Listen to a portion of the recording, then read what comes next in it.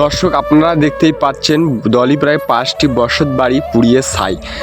ঘরে কিন্তু সব কিছু আসলে সব কিছু বাঁচানোর মতো ছিল না, সব কিছু পুড়িয়ে ছাই হয়ে গেছে।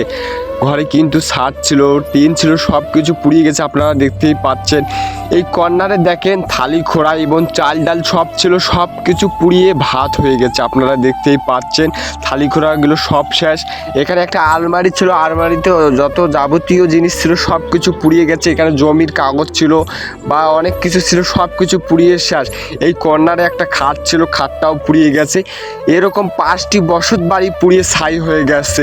আপনাদেরকে বলিয়ে শেষ করে দিতে পারবো না। আপনারা দেখতেই পাচ্ছেন ঘরে কোনায় কোনায় কিছু বাঁচার মতো ছিল না, সব কিছু পুড়িয়ে ছাই হয়ে গেছে।